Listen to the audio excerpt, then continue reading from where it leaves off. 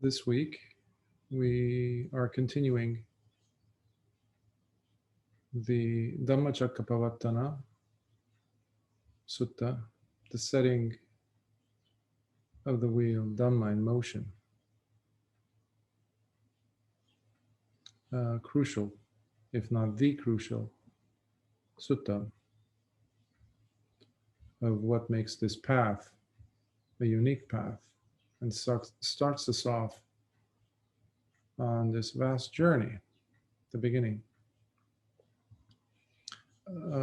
So last week we talked about extensively about the background, the context as to where and when it occurred, what was happening in the life of the Sasana, the dispensation of Lord Buddha. And also we were able to cover the first two of the Four Noble Truths. And we approached them both. We bundled them in two, if you recall. One would be the unwholesome, looking at the unwholesome experience, and specifically about this, the existence, the presence of suffering and its cause. And the second bundle would be the wholesome one that we will be talking about today, meaning the third and the fourth noble truths. And the connection there I was trying to make was with the four right efforts, if you recall. So traditionally, there are few discourses. Specifically, there's three discourses known as the earliest discourses or suttas given by Lord Buddha. One of them, of course, is this, the Dhammacakkappavattana Sutta, which is coming to us from Saṁyutta Nikāya, the connected or linked discourses. And in addition to it, there are two others specifically, and especially this one, the Untitled Sutta, that also comes from the Saṁyutta Nikāya, and that is where we look at the non-substantiality, what often is called the non-self. And that is where the five bhikkhus become arahants. So it's a very important sutta. So they usually go hand in hand, the Dhammacakkappavattana and the Untitled. However, because I mentioned the three traditionally recognized discourses, the one to follow pretty closely is the Adittapariyaya Sutta. And you probably might have heard, it's the fire sermon where Lord Buddha gathers around him 1,000 bhikkhus. And he gives them the discourse on the fire sermon, on the craving being found everywhere. However, usually there is an omission, one sutta that gets to be neglected from this bundle of three suttas that go together, and that is the Hemavata Sutta, which comes from the Sutta Nipata. And Sutta Nipata, if you recall, I've mentioned how it is even mentioned, the Sutta Nipata itself as a collection of discourses, it's even mentioned within the suttas. So we know in more than one place. So we know for sure that it is the oldest. So Hemavata Sutta also is joined in the other three. My attempt will be, because of their enormous value to our practice, my attempt will be to cover as much as I can of these four, and individually. So my goal is within the next month or so to address each of these suttas. Of course, the next one will be Untitled, then Adittapariyaya, and then the Hemavata Sutta. So without further ado, let's jump right in to the continuation of today's sutta. So did we leave off last week? Okay, so the third noble truth. Furthermore, bhikkhus, understand this now to be the noble truth of the cessation of suffering. That is, the complete and remainderless state of dispassion, which is the ending of that same thirst, the giving up, the release from bondage, the non-reliance upon and total freedom from that very same thirst. When we hear the word thirst, sometimes they alternate with craving. Translators, I like to use thirst here instead of the typical craving. It has more of a human element to it, I think. And the term for this noble truth is nirodha. Nirodha. No more binding, no more imprisonment. From what? From the dukkha. So you're ceasing from suffering. So here we're seeing the third noble truth, and the ending of dukkha, of suffering in whatever shape or form it might be presented to us. In other words, we're talking about Nibbana. Here's where we get the hope for the person who is lost in suffering. Last week I was mentioning how some types of physical pain can be so overwhelming that we forget that it is also impermanent. Suffering is impermanent. It's not going to last forever. But the person who's experiencing it at that time, it's very difficult to convince them otherwise, that it is, in fact, and what they are thinking is it's in fact permanent. So Nibbana is cessation of that depth of ignorance that the person is experiencing, which takes us back to the second noble truth as to questioning, where is this suffering coming from? They're very much related, as you can see, first, second, third. And then we're going to see also the fourth noble truth, which is the way to get to the ending, the process. And these two, again, are the wholesome aspect of life that I was referring to earlier in last week. In the Gavampati Sutta, from, again, Saṁyutta Nikāya, we read how the Blessed One declares that the one who sees suffering also can see the cause of suffering, and can also see the ending of suffering, and can also see the way that leads us to the ending of suffering. See what I was mentioning about the connections between these four noble truths. They are very much related. They open up to each other. They're crucial for each other. For the completion of each of these other truths, you need, each individual truth, you need the other three. And it's not a matter of beating one versus the other, preferring one over the other. In order for there to be nirodha, the third, cessation, there needs to be a proper appreciation, understanding, awareness, honestly understanding of the first noble truth, which is suffering. But what we have in the world, and this has been the case throughout history, where due to the presence of ignorance, we go ahead and latch on to the suffering and we never go beyond it. And we somehow want to get a relief from it. Well, that's asking for the impossible, isn't it? We need to understand the process, and that is the second noble truth. But usually we will never get to the second noble truth unless the suffering is so deep, it's so pervasive, it meets us at every single corner in our lives. Eventually we give up trying to outsmart it or ignore it.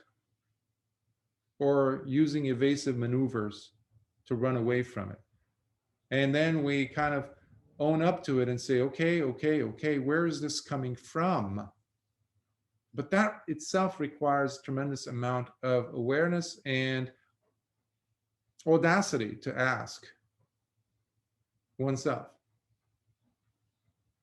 That's why not everyone who suffers can actually know the Four Noble Truths, because they will never graduate beyond the first, because it's not even noble truth yet for them.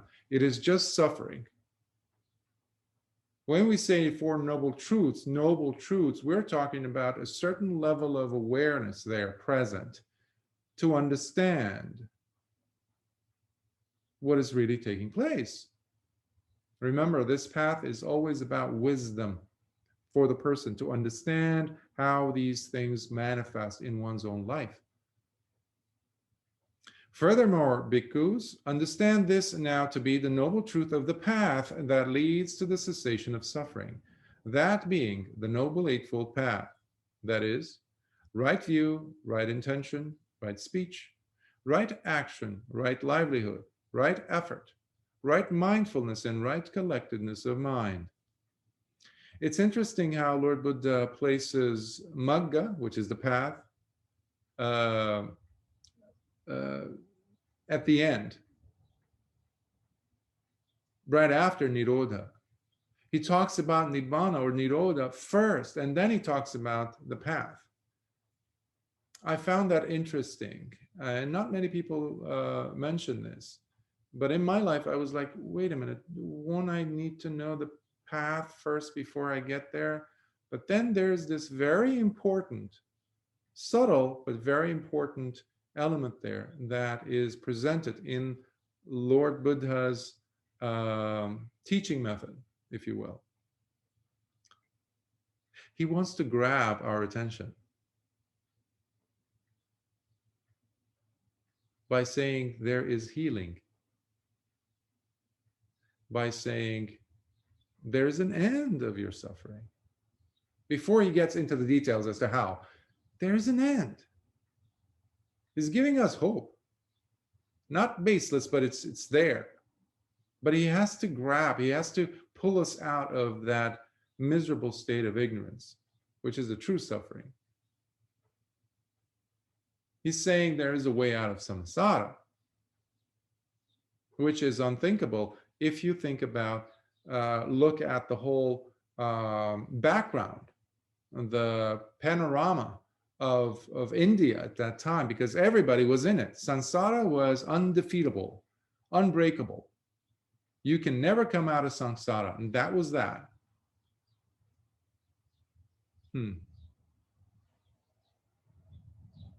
So that was the cycle. You constantly go life to life, life to life, no matter how many sublime states or whatever, you're still in it. So he's showing us there is Nirodha, there is cessation.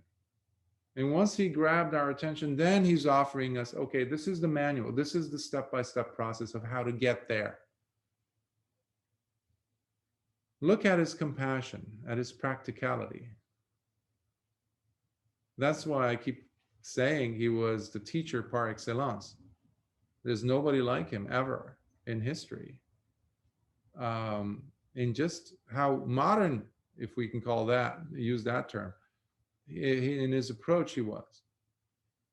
So now, as far as the Noble Truths, the Pali word for it is satya. Satya. In Sanskrit, it's satya, which doesn't only mean truth. It can mean doctrine, it can mean nature, depending on how it is being used. Purity also, in some places I've seen it used, a little rare. So it's basically a verity, a principle, something that is undeniable, irrefutable. It's the essence of something. In essence, it's not made up, basically. It's not conjured up. by someone's imagination. It is there when the person has the ability to probe and see and get to. So we're being pointed at the essence of what makes life be the way it is, usually referring back to samsara and why we're in it. Now, Lord Buddha never stated, you don't see it anywhere. He never expressed it, neither did his Arya Savakas, that these Four Noble Truths are his somehow, that he came up with them, or that this was divinely inspired, like the case has been with majority of the other religions. So you don't see that. He merely discovered it.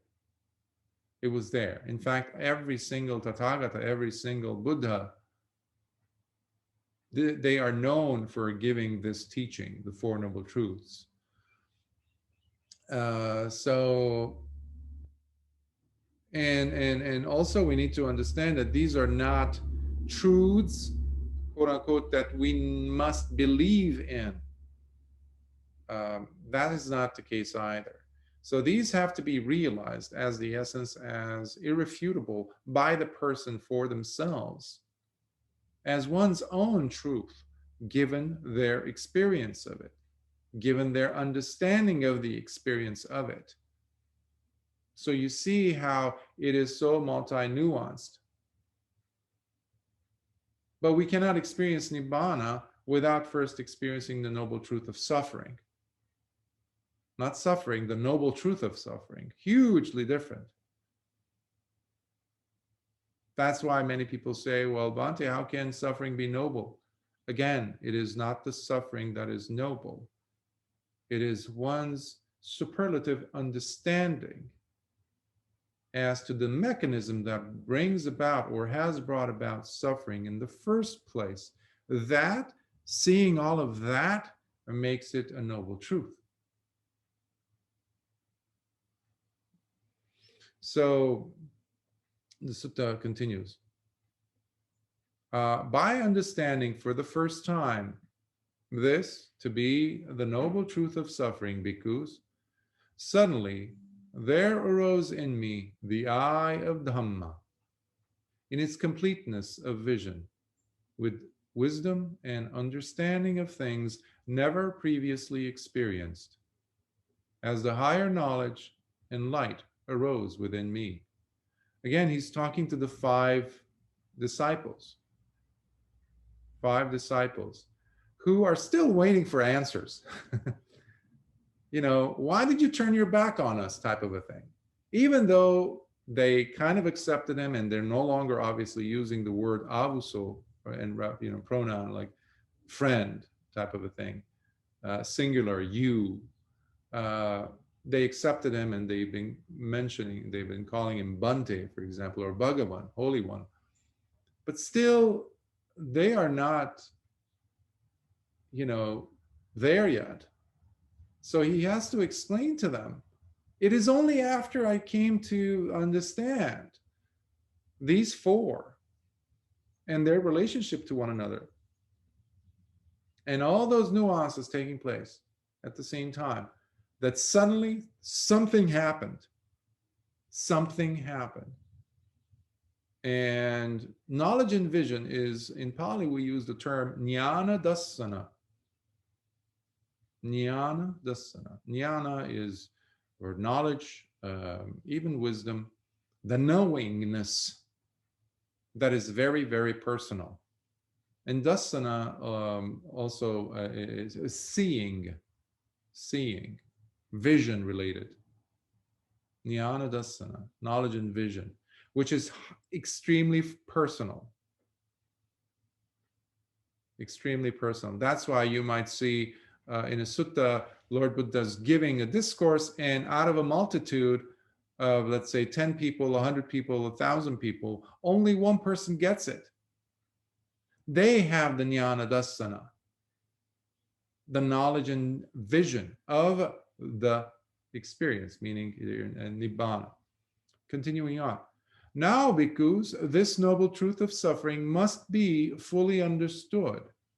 As a result, bhikkhus, there arose in me the eye of Dhamma, in its completeness of vision, with wisdom and understanding of things never previously experienced, as the higher knowledge and light arose within me. So the first, he is setting up what this thing is. So in the first paragraph we saw, this is the noble truth of suffering. Okay? So that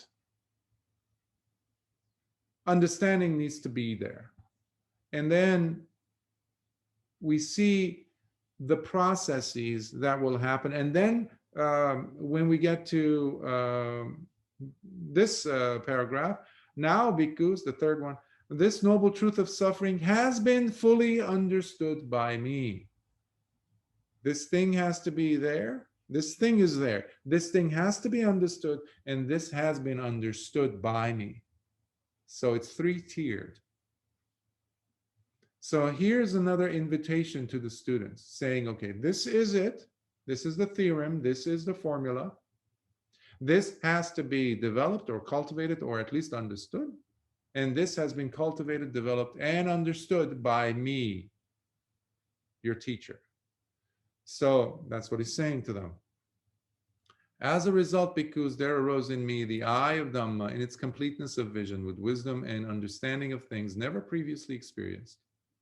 And again, never previously experienced, we need to underline that, because there's still ignorance in their mind where they're doing comparing and contrasting between Siddhartha Gautama, their previous teacher, and this obviously special being who still, it has to be Siddhartha Gautama, right? That is what's taking place in their mind. And Lord Buddha is trying his best to sever that connection for them so that they could see what he is teaching, understand what he's teaching, because they're too much dwelling in the past of what they thought was the Dhamma, should be the Dhamma, even though they're getting glimpses of the middle path, because he delineated clearly what is one extreme versus the other. And this Dhamma is all about the middle. So, as I mentioned earlier, this teaching, the Four Noble Truths, is unique to the Buddhas. Only the Buddhas can teach it. They can start it. Now, the Buddha can die and his students can continue teaching it. The dispensation can carry on. And our Buddha, Lord Gautama Buddha, has been dead for 2,600 years. The person is gone. But the teaching is still there. And that's why we're lucky, because the sasana is still alive, because the Four Noble Truths is there, which is the epitome of the teaching of a Buddha. That's what they come to teach, because the day will come where the teaching will no longer be available. And yes, sadly, we are getting closer and closer to that. Now, interestingly enough, the reason why a Buddha also needs to show up in existence in the cosmos is because of the loss of the dispensation of the Buddha's teaching, the previous one, meaning the Four Noble Truths. Again, the Dhamma is always there, but it goes into darkness. And the Buddha is the one who rediscovers it. And each of the Buddhas, obviously, they have their own ways of approaching it, teaching it, but the essence is there. The Four Noble Truths have to be clearly delineated in each of them. But they cannot be around, even a snippet of it, a semblance of it, when a new Buddha appears. That's what I'm trying to say. So these truths, we need to look at them as healing agents. They allow us to heal, where Lord Buddha is the great physician himself. But if we take them just like, statements and things, we can print them out, post them around the house, have them in our phone, or memorize them, where they're from, which sutta, which Nikāya. basically not make it our own. It's very difficult to make that be, to make that have a healing property to it, the teaching. This is why I discourage people to move away from just memorization and to start applying just a tiny little snippet of the Dhamma, like Lord Buddha says in the Dhammapada, even a small portion of the verses of the Dhammapada is enough. You don't have to know so much. And put that into practice to end suffering, to end dukkha.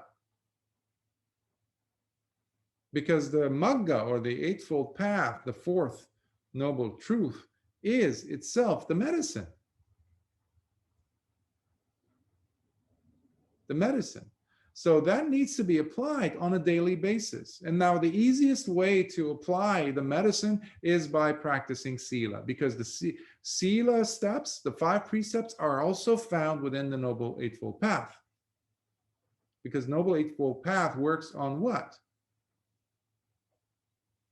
Not just the body. Of course, it starts in the form of, let's say, right action. What is that? That's the body. But it starts with the mind, right view, right intention. So body and mind. And then we have right speech. Vacha. Oh, the speech. So they're all there. And that's what you're taking every time you sit to take your 5 precepts.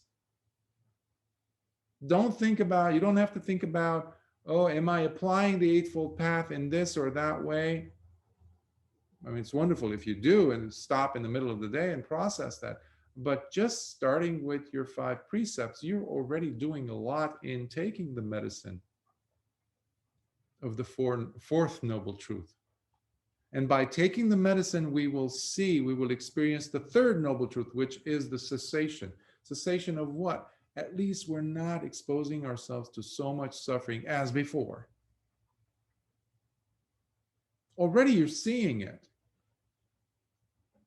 So the 1st and 2nd noble truths are there to kind of highlight, validate, normalize, in a sense, what we're going through, but that's not the point of focus. The focus is jumping all the way to the back end, the 4th noble truth, starting from there. Because our goal is the 3rd noble truth, experiencing Nirodha. Remember, Lord Buddha taught 2 things. That's it. There is suffering and there's a way out of suffering. What are you going to do about it? That's what basically the sasana is all about. And it falls on our shoulders as to what we're going to do about it. So, by understanding for the first time this to be the noble truth of the origin and cause of suffering, bhikkhus, now he's talking about the 2nd noble truth. So each of these 4 noble truths, he will be opening them up, unfolding them in these 3 steps by delineating what each of them are, or is in this case, and what needs to be done with that noble truth, if it's to be understood, cultivated, developed, etc. And then thirdly, for each of these truths, he was declaring to the students that I have attained it. I have, let's say, if it needs to be developed, when we get to the 3rd aspect of this unfolding of each of these noble truths, he's saying, I have already developed it. I have understood it. I have cultivated it already. So now, because the noble truth of the origin and cause of suffering must be abandoned. So this is what needs to be done with it, must be abandoned. The first one, if you recall, was to be understood. 2nd noble truth must be abandoned. The origin of it must be, the cause of it must be abandoned. As a result, because there arose in me the eye of Dhamma in its completeness of vision, with wisdom and understanding of things never previously experienced, as the higher knowledge and light arose within me. Now, because this noble truth of the origin and cause of suffering has been abandoned by me. See, he's saying, I've already done this. As a result, bhikkhus, there arose in me the eye of Dhamma and its completeness of vision. Now he comes to the third noble truth. By understanding for the first time this to be the noble truth of the cessation of suffering, bhikkhu, suddenly there arose in me the eye of Dhamma and its completeness of vision, with wisdom and understanding of things never previously experienced, as the higher knowledge and light arose within me.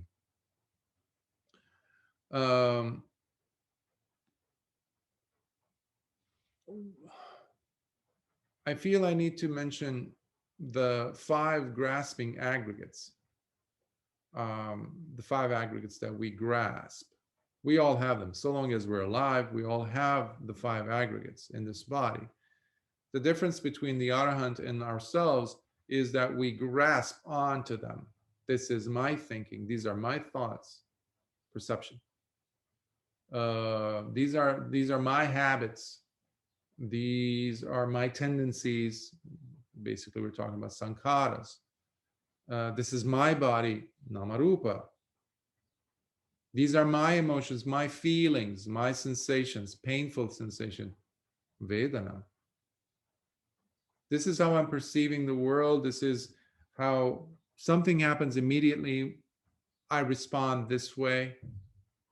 We're also seeing connections with vijnana, sense awareness. These are at the root of the problem of suffering. Very closely tied in. In fact, they are at the core of the second noble truth as the origin of suffering, because there is where ignorance dwells. Because of ignorance, we have the grasping aggregates. We turn the aggregates into a grasping phenomenon. And that's why we sit to meditate, to weaken the gluing agent between them, between these five aggregates. And that's why we're having restlessness in our sit. That's why we're having drowsiness in our sit. That's why there's doubt in the practice, towards ourselves, etc., etc. That's why there is lust, lusting after food, lusting after other sensualities, while we're trying to sit. What's taking place then? The aggregates, we're grasping onto them. And that the cause of that is the ignorance that is found within the second noble truth. And the reason why I'm mentioning this is because with the understanding of the Four Noble Truths, we're seeing the connection come apart between these five grasping aggregates, which are the cause of suffering. They're called Panchupadana, Kanda, Dukkha. Pancha means five, Upadana means the grasping, Kanda obviously are the aggregates, and Dukkha is dukkha, good old dukkha, suffering. So you're not doing something different. You're not doing something else, totally away and separate from applying the Four Noble Truths, basically. That's what I'm trying to say. Every time you sit, every time you're meeting with your hindrances, and you're not engaging in combat with them, like head on, to try to demolish them or beat them, what you're doing is you're applying the Four Noble Truths. The steps of the Eightfold Path are there, if you're recalling them. Am I applying right effort there in how I'm handling to bring myself back to a state of equilibrium, instead of engaging in this tumultuous state of trying to bring some supernormal state into being? Am I latching on to yesterday's sit? All of these things requires wisdom. This is the third part of the training, Sila, Samadhi, Panya, if you recall. Panya is the wisdom, you're applying it. Sila is the virtue, is the precept. And Samadhi is what you are doing. You're in the midst of it when you're meditating. So you see, the whole teaching of Lord Buddha is in one morsel right there. Everything there is. They say it's 84,000 teachings. Well, guess what? They're on the cushion that you're sitting on every time you sit. That's why it's a rare opportunity. So please don't be disheartened into thinking, well, it's such a vast ocean of suttas, this teachings, which one am I going to remember? No, don't worry about it. They're all there. How's your attitude? Even that can be a lead in, can prompt you into the right direction, direct you in the right trajectory. What is my attitude? That can encapsulate for the person the whole of the Eightfold Path. And if you have the Eightfold Path, pretty much you have Nirodha. And why are you practicing? Because you also understand that there is suffering, and now you've also understand the cause of suffering. Boom, all of it is there in one spot, in the nucleus that is your sit. Not bad. This thing was all figured out 2,600 years ago by Lord Buddha. That is one of the reasons why it's simply incomparable. This Dhamma is incomparable. Because it makes it your truth, irrefutably. Now, because this noble truth of the cessation of suffering must be experienced, so this is what needs to be done with it, must be experienced, the Nirodha, the cessation or Nibbana. As a result, because there arose in me the eye of Dhamma in its completeness of vision. By the way, without the eye of Dhamma manifesting, arising, there's no Nibbana.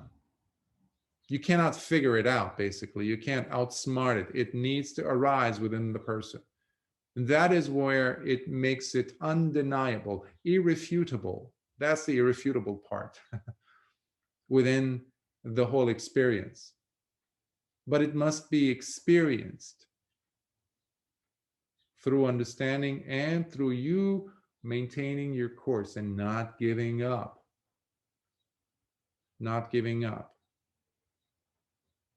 And then he says his own declaration of, now because the noble truth of the cessation of suffering has been experienced by me. As a result, because there arose in me the eye of Dhamma in its completeness of vision, with wisdom and understanding of things never previously experienced. When he says in its completeness of vision, what he is categorically stating there that there is no more doubt in him about the validity. And that is one other thing that happens when there is the eye of Dhamma that appears in the heart or mind of the person. All doubt as to what is the Dhamma and what is not the Dhamma disappears.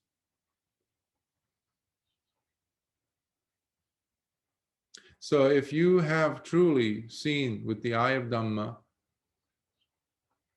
if you find yourself in the presence of someone who is, let's say, teaching Dhamma, it will not sit well with you. You will know something is off.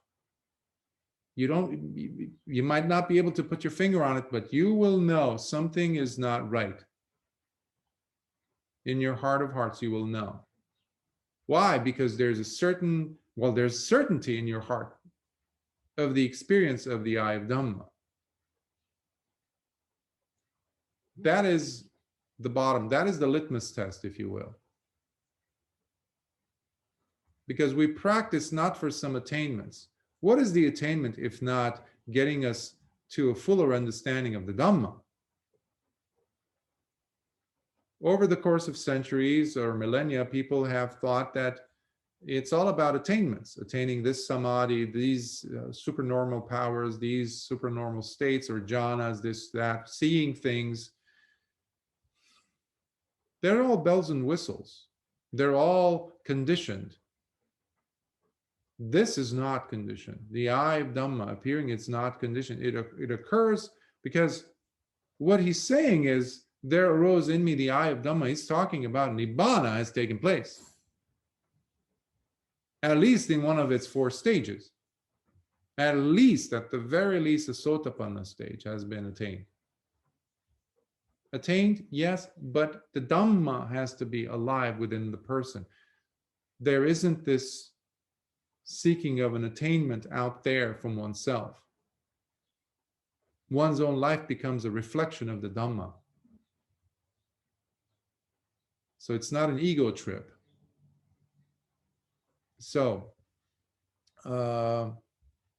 earlier I was talking about, briefly, about the grasping aggregates and the aggregates that are found inside of, in the body, in the life, still breathing, living body of an arahant. Why? What's the difference? Well, because of us grasping these aggregates, we, on top of the physical suffering we must endure, having a body, fingers, head, body, whatever. In addition to that, we also must deal with the psycho-emotional suffering. The arahant does not anymore. They're free from it. They're completely released from it. That's where the release comes. But they have been working on it continuously. Every time you sit, you are severing, trying to sever that connection. Each of us has a different sized rope, if you will, or knots, depending on how well or how long you've worked on yours. Only a Buddha can know how far along you've come. But so long as that final snip has happened, the cut, we must endure. We must, despite being in the world, we need to push and to make sure that we're doing our very best, at the very least, to cut the psycho-emotional suffering out. Everybody has to deal with the physical pain, because even after becoming arahants, they still endured suffering, sometimes tremendous suffering. Venerable Sariputta died in his 80s from not just old age, but he had a very painful case of dysentery. Every time he went to the bathroom, I mean, they were using buckets to remove the blood from under him, as he had gone back to his childhood home so that he could teach the Dhamma to his own mother. And he does teach her. And she also sees with the eye of Dhamma. She becomes a Sotapanna.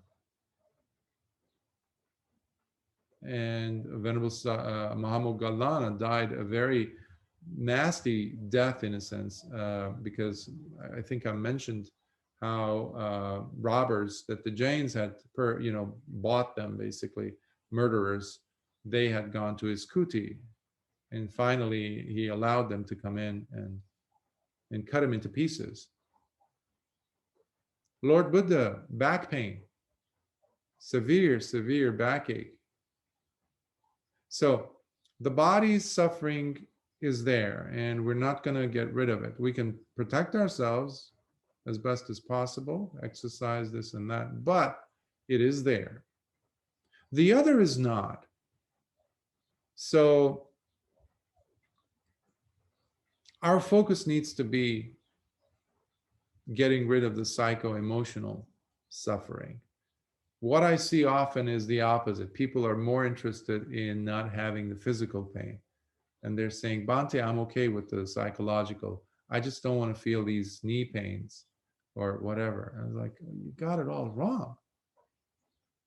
Because those are coming from your past sankharas. And you're not going to be able to stop them head on. Sankharas are there. It's just enormous. There's no way that we're going to find out what sankhara is responsible for what. That's not Dhamma. If somebody teaches you, yes, we're going to eliminate sankharas by going after this, or they're not talking about Buddhism, the Dhamma. Now we can understand them, of course, and that's what the Four Noble Truths is all trying to do. And as the understanding develops, slowly, those habitual patterns slowly die off We don't give them opportunities for these old sankharas to show up their ugly heads anymore. And if you don't water that plant, it's going to die. So it's indirectly addressing the sankharas. That's different because you're now using wisdom. So by understanding for the first time this to be the noble truth of the path that leads to the cessation of suffering, because suddenly there arose in me the eye of Dhamma in its completeness of vision, with wisdom and understanding of things never previously experienced, as the higher knowledge and light arose within me. A higher knowledge, sometimes people call it supramundane or sublime knowledge. It's also termed as abhinya. Sometimes some people have called it superhuman or psychic even, but I don't agree with that. So higher knowledge fits much better. So as I was mentioning earlier, we're seeing the three phases of each of the truths being unraveled for us by Lord Buddha, to see the practical ways of applying each of these truths. So it has to be understood. Well, first there is this truth. Okay, it's like the infinitive. This is it. Now, what do we do with this? Well, this is what we do. We cultivate, let's say. Okay, and then Lord Buddha says, I have done this, which is another mini version of him declaring again what he initially stated to the five. And also to Upaka last week, if you remember, that naked ascetic to whom Lord Buddha declared that I am the Buddha, the first living human being, he said that to. The guy rolls his eyes and shakes his head and walks away. That didn't turn out well. So here, well, later on it did, because he ends up being an anagami and an arahant eventually. So Lord Buddha is giving the method, the formula of how to do it. Okay, he's very pragmatic. So how to accomplish the, not just leaving it as just a mere knowledge, how to apply it in your life. Now, because this noble truth of the path that leads to the cessation of suffering must be developed and experienced, as a result, because there arose in me the eye of Dhamma in its completeness of, actually it was the path that leads to the cessation. Yes, that was correct. As a result, because there arose in me the eye of Dhamma in its completeness of vision. So now he declares for the fourth noble truth, the very last step, which was, I also have experienced this. So this is my invitation to you, he's saying. This is what it is. This is what needs to be done. And I did it. Your turn. So in order for there to be any kind of reduction, any amount of reduction of suffering, dissipation of suffering, we need to put effort. We usually have to put a lot of effort.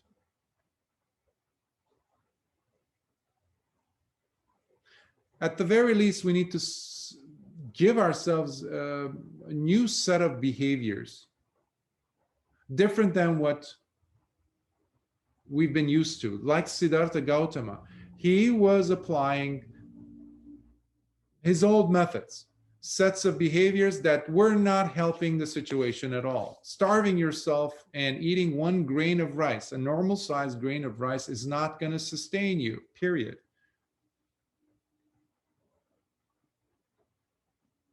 Not drinking any water except for whatever you might find on a dead leaf from the dew that was gathered early in the morning is not going to sustain you for hours and hours and hours of meditation. You will die. Your mind will not be clear to perceive and understand these various different states of mind. So there must be a different approach that we subscribe to, we bring into our lives. So that's the next chapter. That's the next chapter that Lord Buddha just revealed to the bhikkhus. And he's saying, what are you going to do about it? This is the step-by-step process. But it requires effort. So the one desiring to, let's say, make fire, they need to find themselves 2 pieces of dry wood first. You can't get one dry and the other one green, still moist, or pull it out of the river or creek and rub it against the dry wood and say, well, at least I have one. No, it won't work. You need 2 pieces of sturdy, long enough, and manageable enough pieces of wood. Now, once you have them, you need to apply a certain amount of effort at a certain time period with certain frequency and pressure and intensity applied throughout that time before fire happens, and not give up. Not give up. This requires diligent work. Some people say, well, yeah, I've done a retreat, I've done an online retreat, or I've actually gone to physical face-to-face retreats. I've done so many. Okay, what happens afterwards? Once a year? What's the... There needs to be charana and vijja. Charana is the conduct, specifically right conduct, behavior. And there needs to be the understanding, vijja, as to why am I living according to this conduct, or applying this, bringing this new conduct into my world, basically adopting new habits for myself. Well, you're opening up a new chapter for yourself. I mean, if you're not going to do it, who will? Well, I've always been like that, so it runs in the family. So we're all like, what? Many of us have these lame excuses. And that is where it becomes dangerous, when many of us take the Dhamma or the Four Noble Truths or the suttas, for example, the readings, whatever we expose ourselves to just pile up on top of that trash bin. Because we're never addressing the problem. I need to change my old behaviors, period. Then I can learn. Charana and Vidya, they have to be there.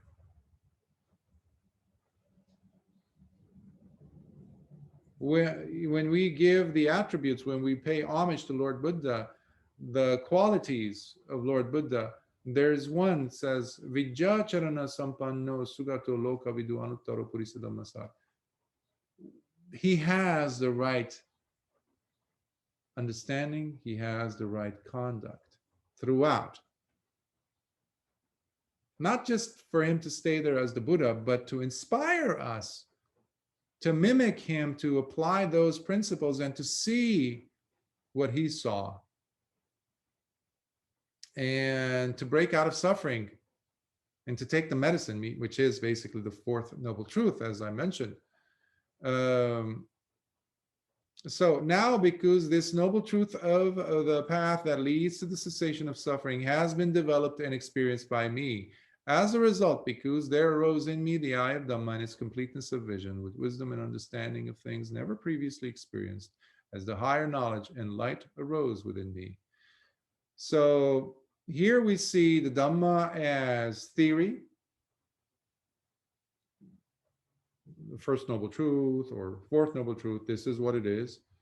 Dhamma as practice. By the way, theory is pariyatti, or studying is just pariyatti. And then when we were talking about the Dhamma as practice, then it is called a patipatti or patipada. It's the practice oriented. And then you have the Pativeda, or the Dhamma as one's own awakening, one's own realization. These are the three aspects that we went over, which made the Four Noble Truths, because each of them were subdivided, unraveled, if you will, I use that term, into three. That made the Four Noble Truths be widened up for clearer understanding into 12 phases, because we just followed Pariyatti, Patipatti, and Pativeda. Theory, practice, and realization. So when we look at the Four Noble Truths, we need to look at them within that context as well. It enhances their meaning. So bhikkhus, now this is where he is putting the final touches to the discourse. Here he's returning back to his earlier statement when they kept on repeating that avuso, friend. None of the things that you were using, the techniques and this and that, when you were with us, you hadn't reached these states that you're talking about. And he said, have I ever told you back then any of the things that I'm telling you now? At that moment, they switched and they said, no, Bhante. So here is where his second declaration comes in. Bhikkhus, for as long as I did not possess the purity of knowledge and vision, jnana-dasana, to fully discern these Four Noble Truths and to see them as they truly are in their 3 individual and 12 collective aspects, I did not announce my supremely perfect awakening to this world with its devas, its maras, its brahmas, with its recluses and Brahmins, along with this generation of devas and humans. By the way, he just declared the fact that he is Samma Sambuddha, supremely perfect awakening. And he's not mentioning it to Upaka anymore. He's specifically saying it to his 5 disciples. And they're not the only ones listening, by the way, as we'll find out. But it was only after I possessed the purity of knowledge and vision to fully discern these 4 noble truths and see them as they truly are in their 3 individual and 12 collective aspects that I announced my supremely perfect awakening to this world with its devas, its maras, its brahmas, with its recluses and brahmins, along with this generation of devas and humans. Before we say something about ourselves, before we release some words out of our and away from our lips, we need to know what we're saying.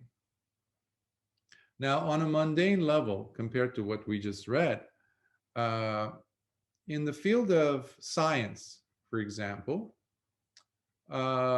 scientists, if they make even if it's an absolutely 100% genuine discovery, following the scientific method, et cetera, doing checks and cross-checking all these different aspects of their research to make sure that it is, rigorously done. They have to send it to colleagues, this and that. And then finally, they submit it for review in a major scientific journal. Now, why do I bring this into something as mundane as that into here, into Dhammacakkappavattana? Lord Buddha is saying, until I reached that, I never claimed to have reached it. I had to know. Last week we talked about 7 weeks of him being within the vicinity of Gaia, Bodh Gaya, processing what he has experienced, allowing it to sink in. 7 weeks under the Bodhi tree, 7 weeks standing or doing Chankama, 7 weeks under, 7 days, 7 days under another tree. 3 phases of the night where he's going through the Anuloma, Patiloma, and both together of the Paticca-samuppada, 12 links of causation. All of these things guaranteed him that he had done the rigorous checking that he's sharing now with them. So he's like, this is genuine, guys. This is the real deal that I'm bringing to you, not to trivialize what is being said, of course. Thus, the experiential knowing and vision arose in me as I realized, unshakable is my freedom. This is my very last birth. Now there is no more re-becoming. Wow. This is what the Blessed One said. Elated, the hearts of the group of 5 bhikkhus were gladdened, as they all delighted in hearing the Blessed One's words. There was no skepticism left anymore in their minds. Now, I feel the need to mention a few words about the disciples themselves so that we can flesh them out and we have some relationship to them instead of just looking at them, the group of 5 disciples, 5. So they have a story, you know. And it takes us back, the story takes us back to Lord Buddha's birth, Siddhartha Gautama's birth, where among the 5 we have Venerable, he's not yet venerable because he's one of the disciples still, Kondanya. He was the eldest in age among the 5. Now, 35 years earlier, he was a mere young lad, barely 16 or 17 years old. He was among the, I think, group of 8 Brahmins, rishis, that had been called upon to appear in court to validate or to predict, if you will, the young Siddhartha's future. And these were rishis, these were experts at the Vedas, and they were astrologers. So they knew, they were the, you know, the Googles, if you will, of that day. And here they are. And everybody is, you know, giving, when the king, King Suddhodana was asking them, what will the future of my crown prince will be? Everybody, except for one, raised one finger, meaning he will have one future, Lord, and that will be a great king, a ruler of the earth. Now, when it got to young Kondanya, who was the youngest among them, dark-haired young lad, who was also an expert, so he was a prodigy in the Vedas, he holds out 2 fingers. He says, yes, there is the possibility, because they were looking at the marks of the body of the child, of the infant. They were holding the baby.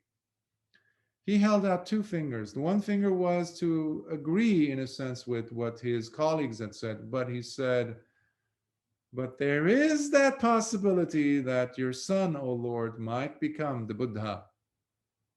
You can almost see the silence. You could probably hear a pin drop in the room. And all the other 7 rishis turning to him, maybe with even like resentment and disgust, like, how dare you go against what we said? We're the experts here. You don't know what you're talking about. But Kondanya was the only one who did this, who recognized that he was very probably, the plausibility was there highly, that he was in the room with a future Buddha. In fact, this was so shocking that after the meeting with the king and at his court, he hands over the baby back to the king. Imagine, he was holding baby Siddhartha in his hands. He recognized something. He recognized something. And it moved him so much that he left his Brahmin lifestyle. And he goes to, I believe he goes to his sister's house to declare of his intention to go to the Himalayas to meditate. We get these from different commentaries, by the way. You're not going to find them in the suttas. Um,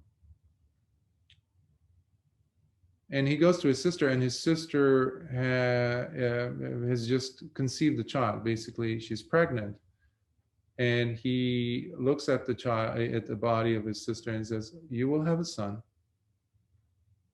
and you will raise him up to a certain age, and then I will come and take him to teach him, because he will be the student also of the Buddha that is among us, that will be there." So in time, that child, actually, that infant, the baby, the fetus, will be in the infant, and he will take him and guide him. He ends up being the venerable that we came across probably in the first sutta that we covered, where we met Venerable Punna Mantani Putta, the relay chariots, if you recall, where Venerable Sariputta and Punna Mantani Putta were asking each other questions. Venerable Sariputta was asking, and at the end he said, "And who might you be?" That Venerable Punna Mantani Putta was the nephew of Kondanya. Now, I'm jumping ahead, but basically, when it neared the age of Siddhartha being 29 or so, where the prince left the princely life, Kondanya comes back to civilization, and he goes to the other 7 rishis who were there with him at the court, trying to predict as to the future of the child.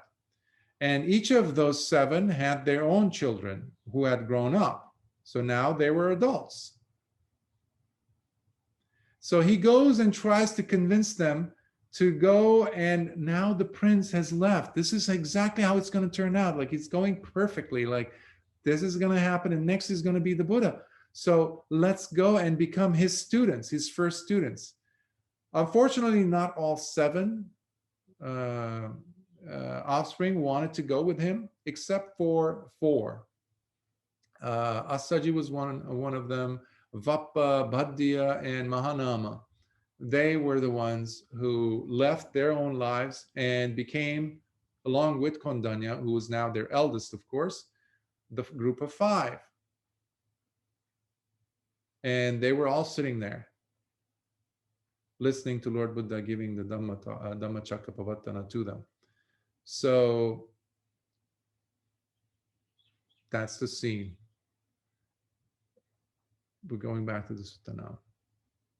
Meanwhile, as this discourse was being given, there arose within the Venerable Kondanya's heart the spotless and immaculate Dhamma eye, as he now personally understood as well how all that is the result of causes comes to an end. And as the Blessed One turned and set the wheel of Dhamma in motion thus, the Devas living on the earth raised a jubilant cry for all to hear. At Varanasi, in the deer park, at Isipatana, the Blessed Lord has finally turned and set the sublime wheel of the Dhamma in motion, which cannot be stopped by any recluse or Brahmin or Deva or Mara or Brahma or by anyone in the world. The Devas of the lowest level of Devas are the ones that are on the plane of the planet, basically, the trees, the woods. They're closest to the earth. They are on the earth, basically. In hearing the earth Devas proclaiming aloud, the Devas of the realm of the 4 great kings, the Chatumaharajikas, also raised a jubilant cry for all to hear. The 4 great kings, you probably have heard me mention them, or they've come up previously. They are the 4 great kings that are responsible for the safety and protection of the planet and the solar system. And they, of course, these are cosmological, things or explanations, many of which come from the contemporary understanding of the cosmos and the world, or cosmology at the time of Lord Buddha. But what we see happen is Lord Buddha explained how these gods, for example, are not forever. They also have to fall under the gap, or not gap, but the net of samsara. So they're also subject to decay and death, like everyone else, because they're subject to impermanence. So, but anyhow, they're the next layer of devas who hear this, and what we're seeing is basically slowly, the earth devas who were closest heard the Dhammacakkappavattana, and they made outcry, because this is pretty big. Because the last time this has happened was in the presence of the previous Buddha, and that has been like millions and millions of years past. So out of the darkness, there's this light. And that's what they're declaring, so that they can get their voices up to the higher levels of the cosmos. So they too say at Varanasi, in the deer park at Isipatana, the Blessed Lord has finally turned and set the sublime wheel of the Dhamma in motion, which cannot be stopped by anyone. Even the gods, even the Brahmas, there's nobody could stop it. Once Lord Buddha opens his mouth and explains the Four Noble Truths, that's it. And that's why, if you recall, during the 5th week, Mara was trying to convince him to not teach. When Brahma Sampati came and begged him, beseeched, please, Bhante, please teach, open the gates of the deathless. And Lord Buddha says, yes, I will. The following week, Mara is like really upset, because now he's going to be losing a lot of potential clients. So next layer to them would be the Tavantitsa, which are the 33, realm of the 33 gods. They also heard from this time the 4 great kings, and they too made their cry be heard. And the one after them were the Yama gods, a very sublime, delightful stage of heavenly birth, actually. And they also said at Varanasi, in the deer park, the Lord Buddha turned finally, setting the wheel of Dhamma in motion. And then the Yama gods afterwards, the Tushita gods, even higher. And then they said that and then the Nimmanarati devas, the gods who love to create, who are higher than the Tushita gods, they also declared it. And in hearing them, the gods who love to control the creation of other gods, the Paranimmita Vasavatti devas, they also raised a jubilant cry, until it reaches the Brahma gods. And those gods that are in the company of the Mahabrahma, they also made that cry. At Varanasi, in the deer park at Isipatana, the Blessed Lord has finally turned and set the sublime wheel of the Dhamma in motion, which cannot be stopped by any recluse or Brahmin or Deva or Mara or Brahma or by anyone in the world. And so, at that moment, and in that very instant, the resounding jubilant cry spread as far as the Brahma worlds. And these 10,000 galactic world systems all shook, quaked, and trembled. And a boundlessly magnificent light appeared instantaneously in each of these world systems, one that surpassed the majestic radiance of all the devas in all the realms combined. It's like a lightning strike that goes through all of these realms, blasting it, all these realms with light, far superior to the light that is emitted by these respective devas and brahmas. Then, at that moment, the Blessed One declared this joyous utterance. Kondanya has now seen it. Kondanya has now seen it. He was the eldest. As if hearing this declaration from one's own teacher is not enough. A declaration that is directed to the attentive student who was diligent, who was pursuing, who was just fully present. As if that's not enough to get the message across. One can just imagine what was going on in Venerable Kondanya's mind. All the different stampings of time, all the things, all these different phases of his life, from the moment he held baby Siddhartha and seeing something, declaring something about baby Siddhartha's future as the Buddha. Now he's 35 years old. That baby is now Lord Buddha, the 35-year-old enlightened Samma Sambuddha who's sitting there, who's teaching. It's his teacher. That was his dream. And his dream was also to be taught that Dhamma from him, from a living Buddha, and to gain, to understand, and to attain. And he just received that validation from his teacher. So it's just such a beautiful moment there. That's so moving for me. And it was enough for him to know Jnana Dasana of another level.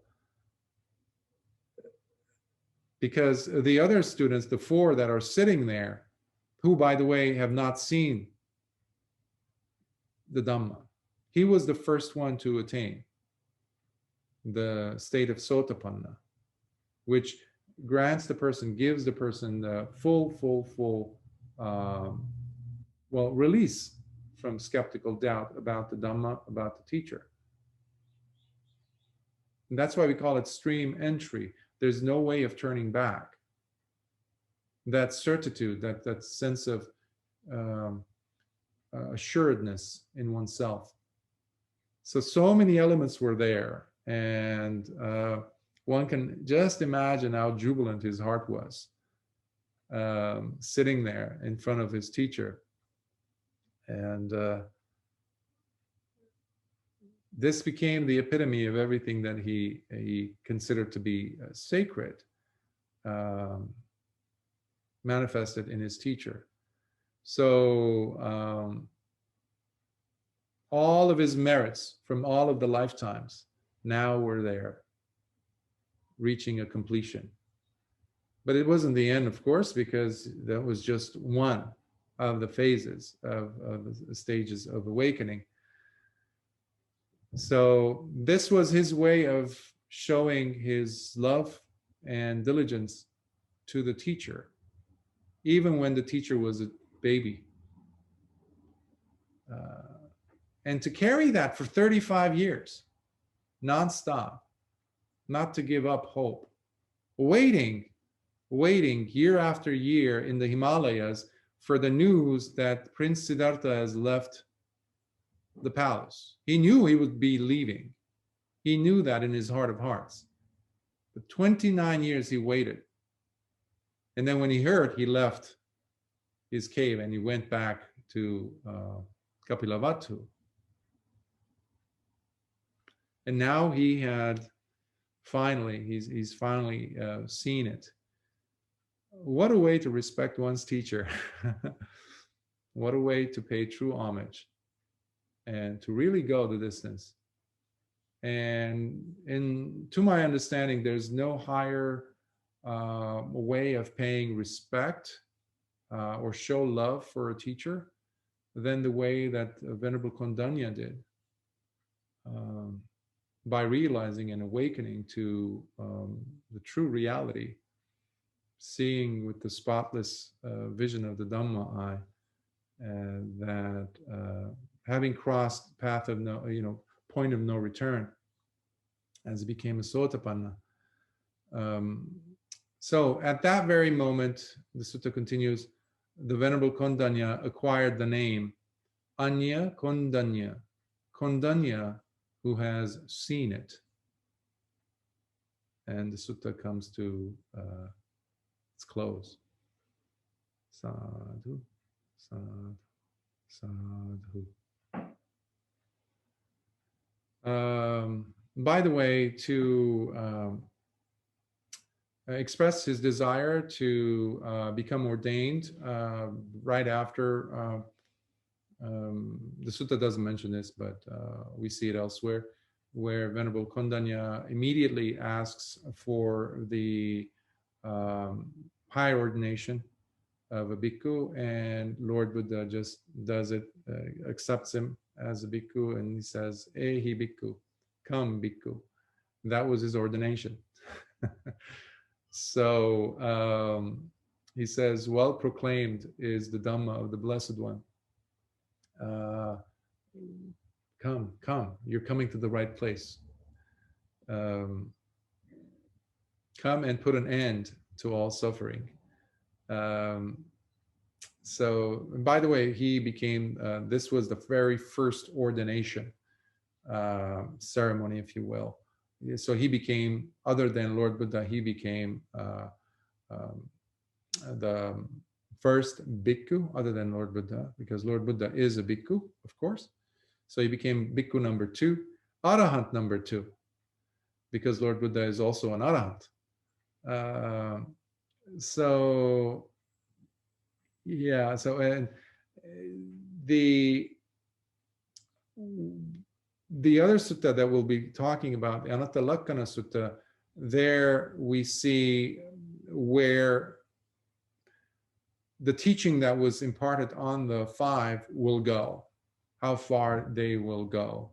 And so right after Venerable Kondanya, within the next few days, Vappa and Baddhiya also attain Sotapanna.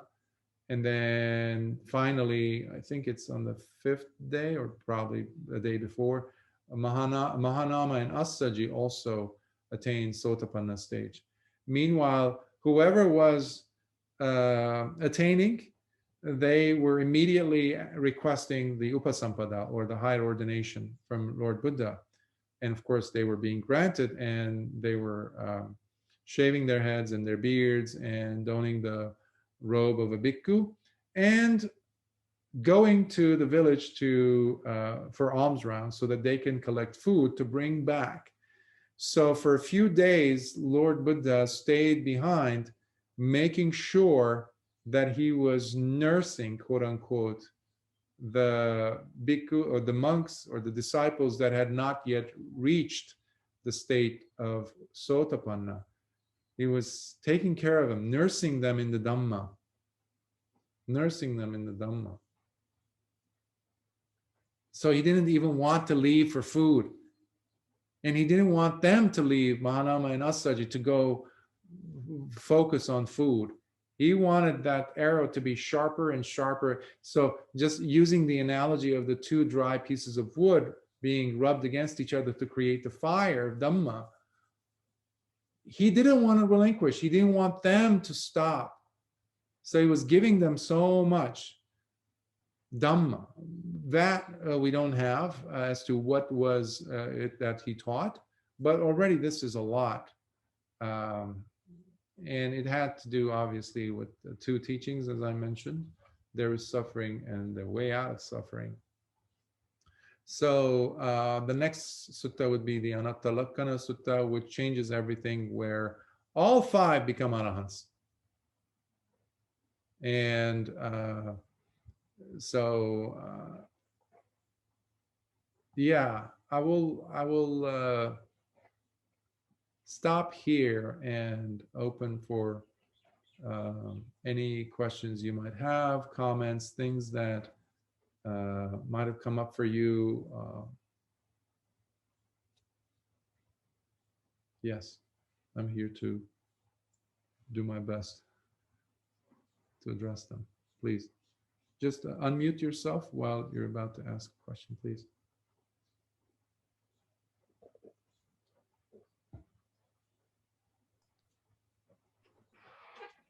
Bhante, thank you for your talk. Mm-hmm. This is just a clarification question for me to try and clear up something that I appear to have been confused about for a longer time. And that is when I'm translating the word Dhamma, what does Dhamma mean? And I understand there's a lot of different translations depending on the context, but in the capital D Dhamma, which is the teaching of the Buddha, I had in mind the story about the handful of leaves, and that what he knew were all of the leaves in the tree, in the forest, and then what he was teaching was the handful of leaves. But since he knew all of the leaves in the forest, my shorthand translation of Dhamma became reality. Whenever I heard the word Dhamma, I mean, he was talking about what's true. See, knowledge and vision of things as they are would mean reality. And so when you were talking about the word Satya earlier in this talk, and that really is what is an incontrovertible fact, then I'm thinking, what's the difference between Satya and the Dhamma? So later on, you then said that Dhamma is what is and what is not dukkha, and with the Four Noble Truths. So I guess my question boils down to, should I really be considering translating the word Dhamma as simply what is and what is not dukkha, rather than knowledge and vision of everything, all the leaves? Should I keep my understanding down to the handful of leaves, or should I think about that it's all of the leaves in the forest? Context is a wonderful thing. The human brain doesn't, well, it likes to go on a field trip away from context often, because it's easier. It's less complicated. It narrows the attention down to a single point, a single word, a single synonym, etc. However, the wider a person's scope of understanding becomes, the more terminology or synonyms or definitions or contextual relevancies might be there for the person to put this term in their own right place, given the experience that is being had for that person. There are times where the Dhamma, with a capital D, of course, will just be referring to Lord Buddha's teachings. And even that, to push that further, the way, what teachings are we talking about? Because you have different traditions that showed up centuries later that consider themselves also part of the Dhamma. Actually, they call it Dharma, which was highly influenced by Sanskrit. And so are we talking about that, Buddha's teachings? So we need to be more specific for our own sake. And also when we're communicating with others as to what we mean by the Dhamma. If we're talking about the Satipatthana, of course, Dhamma there will mean something more specific. And yes, it will have some connection, obviously, to the teachings of Lord Buddha, but it would be directly connected to phenomena, such as, five aggregates, or the five hindrances, right? Because we start from Kaya, Vedana, Chitta, and then Dhammanupassana, which is a much more in-depth way of looking and opening up the field of mindfulness, that it's like almost like a fisheye lens. All of a sudden, it might be overwhelming, but it shows us all these connections to the different states of being, states of mind, etc. So now it's more specific. But it is satya, it is reality. Either way you look at it, it is satya.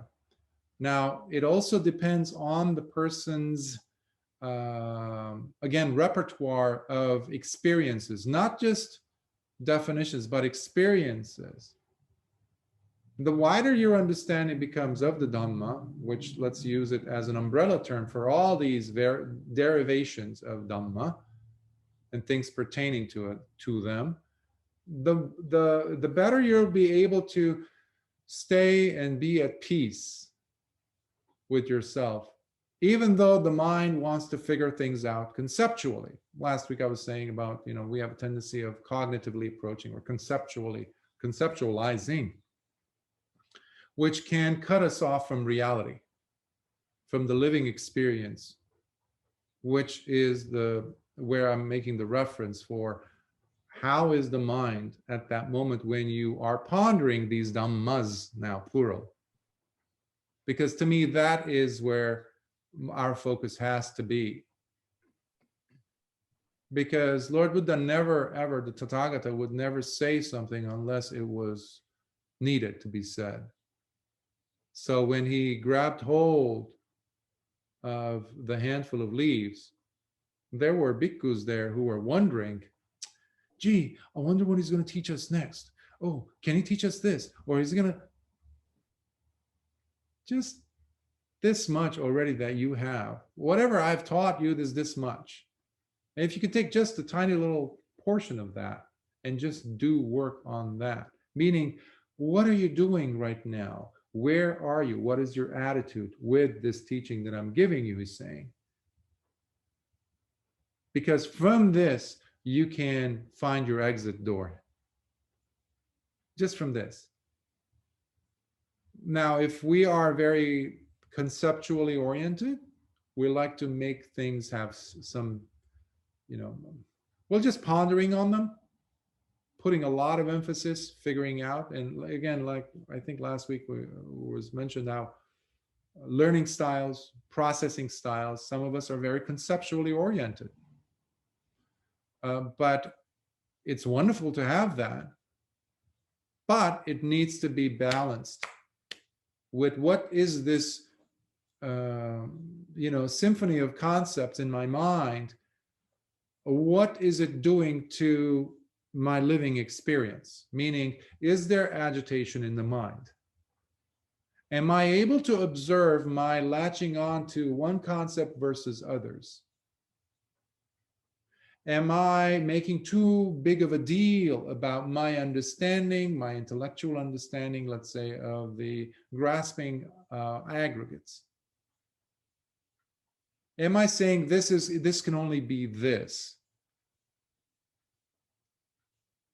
as opposed to other possibilities being there, perhaps? All these things are included within your question, because now we're still talking within somewhat of the confines of Buddhism. If you go to Jainism, their understanding of Dharma is completely different. If you go to Ayurveda, it's different. If you go to what we generally call as Hinduism, it's totally different. So I hope I'm able to somewhat address your question. Am I in the ballpark, or? Yeah, I think the answer of the context is really the important part. Yeah, and this whole practice, I find it very contextual. I can't separate you when you come with a question, let's say, from everything else that is going on and has been happening in your life. Specifically, of course, I don't know your life. I mean, I just have some little bits and pieces from what you've shared, but I generally would always do, the go-to context, home of all the contexts, if you will, is your body. If the person is in, we're sharing a presence. If I'm seeing, that's why I like to, when a person asks me a question, let's say on a platform like this, on Zoom, I like to see them, because there's so much nonverbal information being shared that the person might not even be aware of. So unfortunately, many commentators to this day try to cut whatever dialogue is happening away from their contexts, out, divorce it from whatever else was going on. Even though Lord Buddha tries so hard, you see this all the time. When somebody comes in with an accusation towards a bhikkhu, or they've witnessed it, a group of bhikkhus saw something being done by another bhikkhu, they would come and with evidence and all that, saying this so-and-so, he was there, he did this, we saw it, these are the witnesses. Lord Buddha would say, call him over. So the person would come. He would not just point the finger and start admonishing or criticizing or even, he would still try to get more context, in this case singular, from this person. Okay, is this true? He literally asked that question. Is this true? Your colleagues are saying this. So he's giving them the benefit of a doubt to present their own backstory of what was taking place. And that, unfortunately, is not being looked at or even considered. One, by those who talk about the Dhamma, whether lay people or monastic, doesn't make a difference. Whether there are those who comment, write books, use a lot of the different footnotes. Unless they're talking about context, I don't care about those footnotes. Just ego trip for me, as far as I'm concerned. But even more so, the stories that we come across in the suttas, the teachings specifically, they have to be related to your life as a human being living in the 21st century. Lord Buddha made sure that he put into place the mechanism that would ensure that, would guarantee that. But the key factor is the relatedness. That's another word that I like to use, versus context. The context make us become more related with this person, with you, with your life, with your own unique circumstances.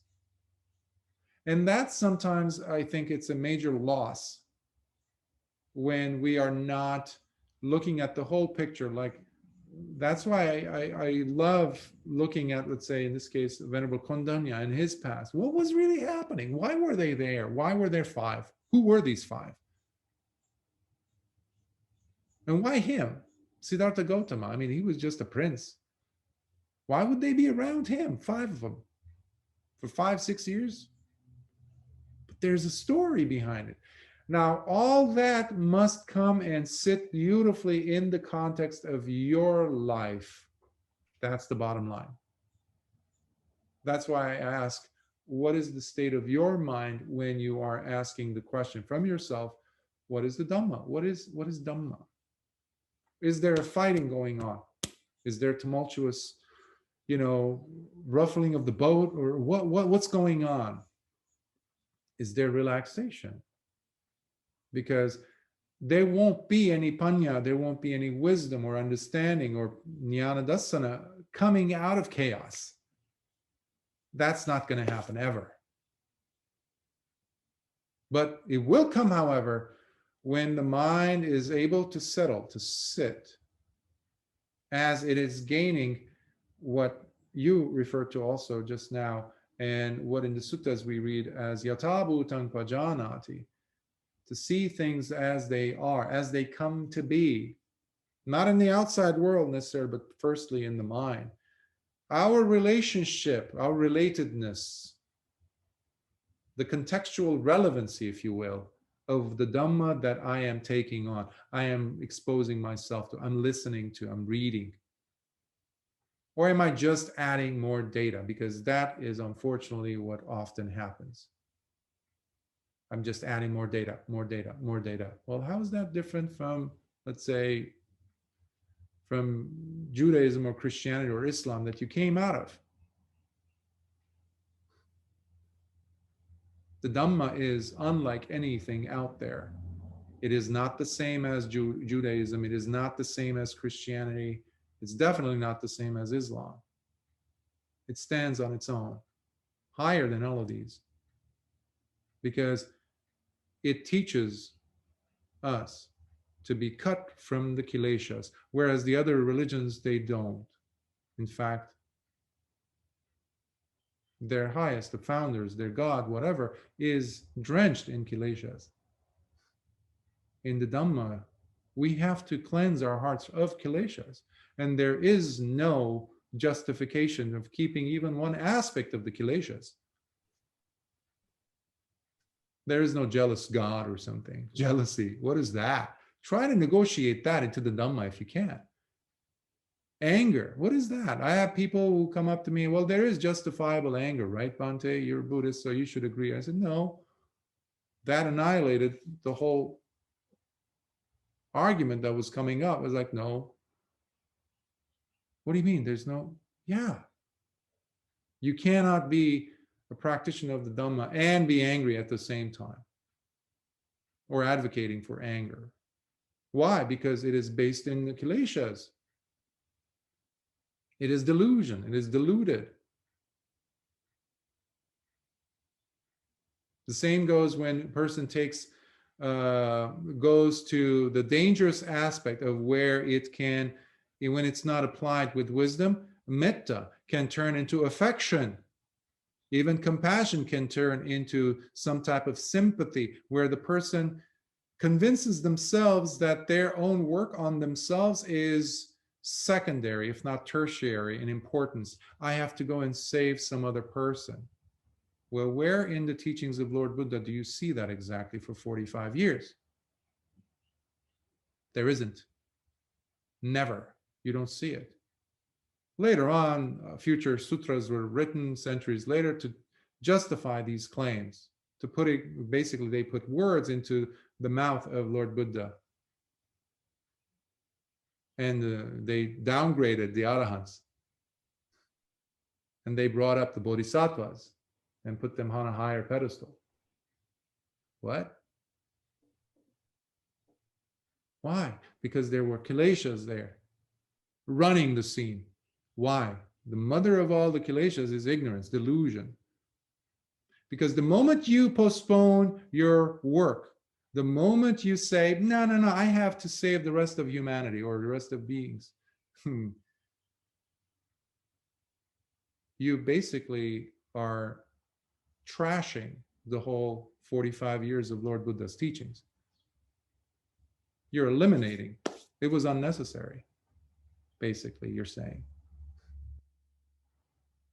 Our own Nirodha, Nibbana, comes from our application of the fourth noble truth,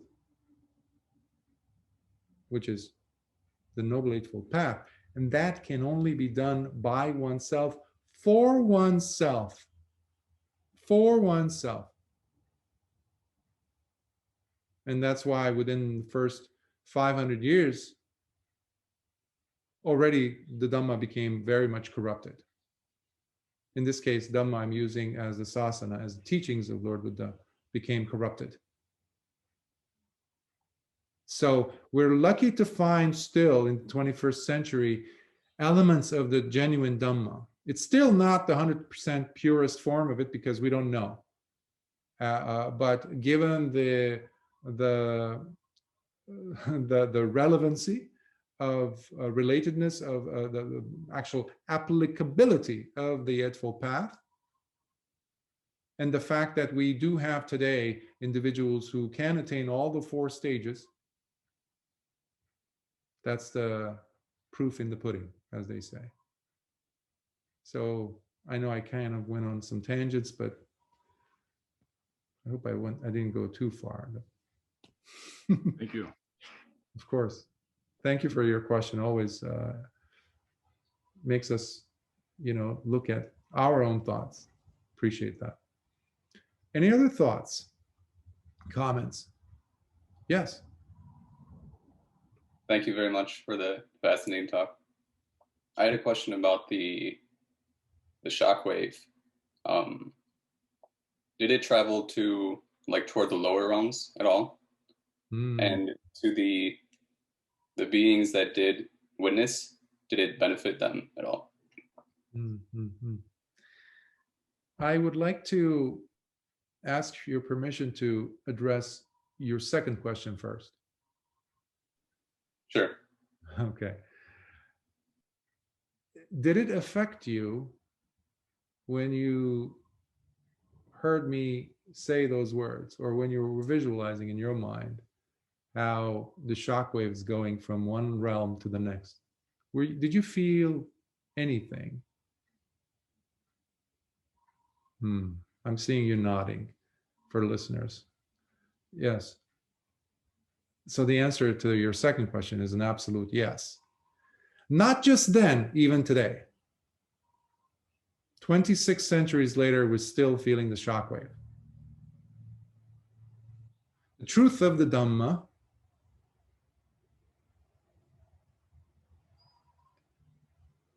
it's like light.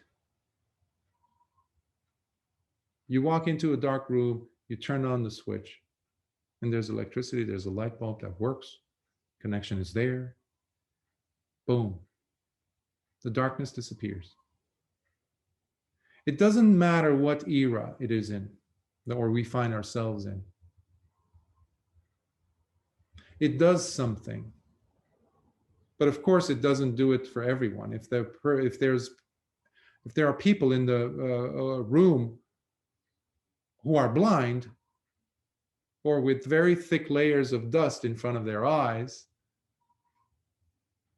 even a huge projector facing them straight on, like a big spotlight, will not help them to see any brightness because they're blind from birth. So it will create a shockwave, and it will influence beings where this is happening. Now, the other day, another student asked whether a being, or let's say a deva, living in these higher realms. I haven't forgotten about your first question, by the way. A being in the heavenly realms, let's say, in the sensual realms, because we also are part of the sensual realm. So are dogs, cats. They can enjoy pleasure and pain, but pleasure can be there.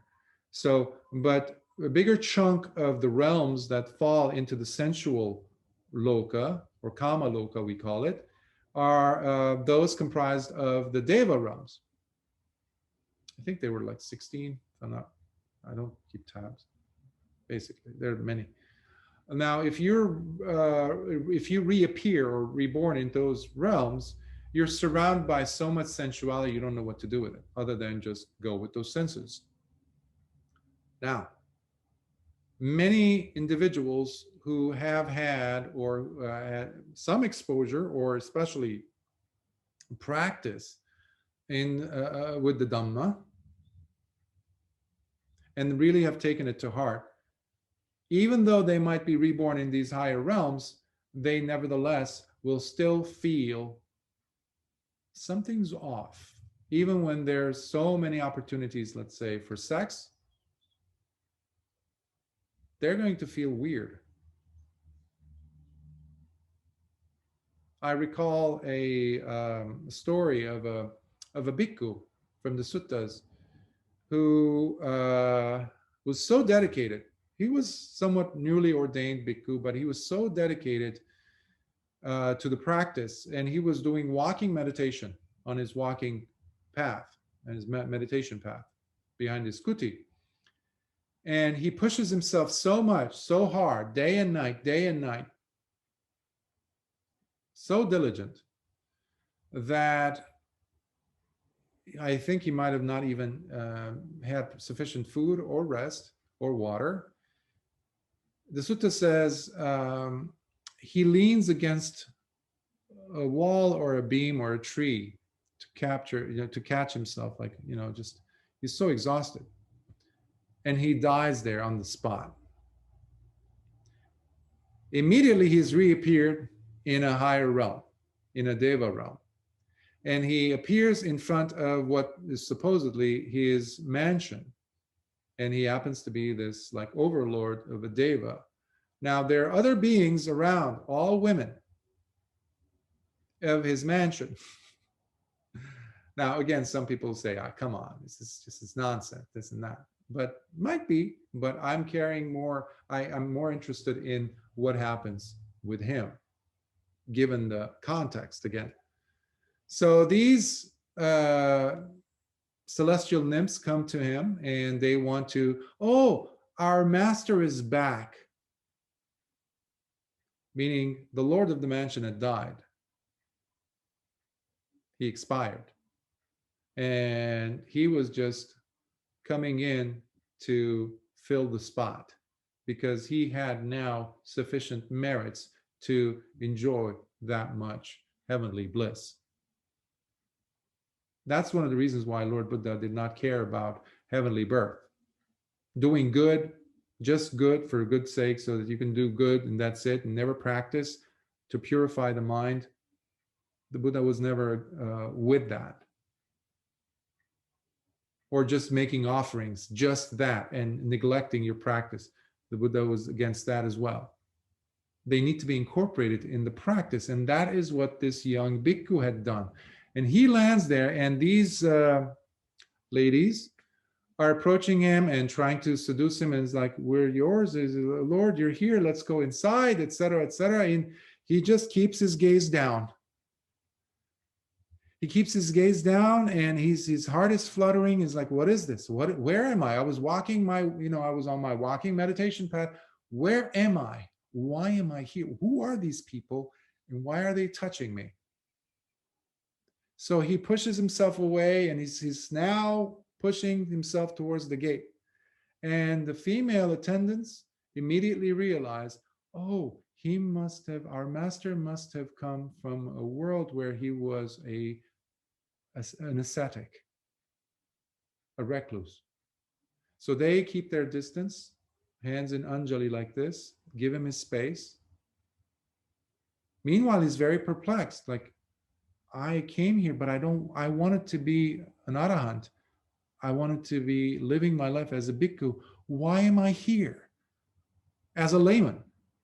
He was no longer a bhikkhu, by the way, but he was functioning as a bhikkhu still, because of what it meant to him, for him, while he was in the human body. And the sutta then says, the bhikkhu then makes a wish, and he reappears in front of Lord Buddha and is very distraught, is very sad, in tears. And he comes to Lord Buddha and says, Bhante, what has happened? What has happened? Why am I there? Like, bring me back, basically, almost. And Lord Buddha explains to him, and he says, Bhikkhu, you have lived a very virtuous life, and that virtue has been kept with you. Now, fortunately, Lord Buddha encourages him, inspires him with the Dhamma talk that he does also have the Sotapanna stage occur for him as well. So he has Jnana Dassana, and he says, you're going to have to live out your life in that realm. But that doesn't mean that he was going to go back into living, as, doing all the other things that a layman does. That is still your choice, just like it is here in the human body. Now, if you happen to be living according to the Dhamma, even in those realms, it will make a bigger of a shockwave for you, because your eyes are a lot wider open. And remember, Lord Buddha began to teach under the condition that there would be those with little dust in their eyes. Remember Brahma Sahampati? That was his argument. Bhante, please, there are many, many beings with little dust in their eyes. Please, Lord, teach, open the gates of the deathless for them. Don't let us miss this huge opportunity. We don't get a Buddha every day, you know. And so there are many, many beings who have listened to, heard, and witnessed even Lord Buddha's, not just words, but even his footsteps, that are alive. And they're much more in number than human beings could imagine. So they will be witnessing, they would have. And of course, I'm talking about Lord Buddha Gautama, but we've had at least 6 other suttas talk about, you know, later commentators actually talk about more numbers, but we have at least 6 in the Digha Nikāya. So that is how I would approach answering your second question. As far as the first question, not necessarily, because there is, as far as them, the shockwave might have gone, but you need to have level of understanding and appreciation of what the Dhamma is. People have to have a reference to what is this versus to something else. Because obviously they had lived long enough to know what was the previous dispensation all about. And there was no longer dispensation left. And now they were hearing it again. Oh my, the lights came on again. They saw it. Now, unfortunately, lower beings, given the intensity of pain and suffering they must and especially the delusion, they will have very little chance of experiencing any of that. Because as you go lower and lower into lower states of being, woeful states, there will be less of a chance of you encountering the Dhamma. Now, there is a story where Lord Buddha,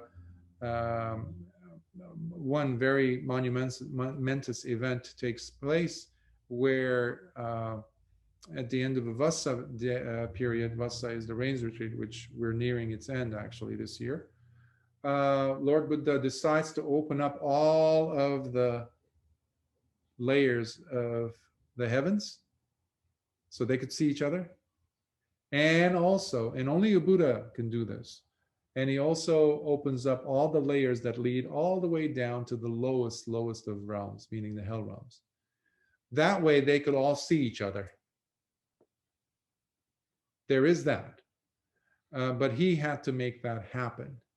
And the intention was based out of compassion to shock those beings who are overwhelmed by the fact that they're in suffering, where only suffering exists for them, because they're now completely thickly caked in their ignorance.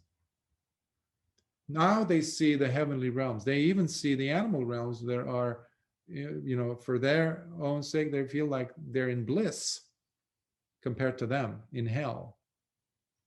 Hungry ghosts, etc. All beings, they even saw all the way up to the Brahma realms. And the human realms were also seeing both. And there is that. To kind of tie in with your first question, can they basically become aware of each other's existence, or can the power of the Buddha penetrate? That is one example that I can think of from the suttas, from the Nikāyas, in fact, where that did happen, and beings saw, because that can inspire a person to say, well, this is not, I guess this is not all there is to it. There's more. One of the reasons why humanity today is suffering more so than before, in my opinion, is because of this presence of this blatant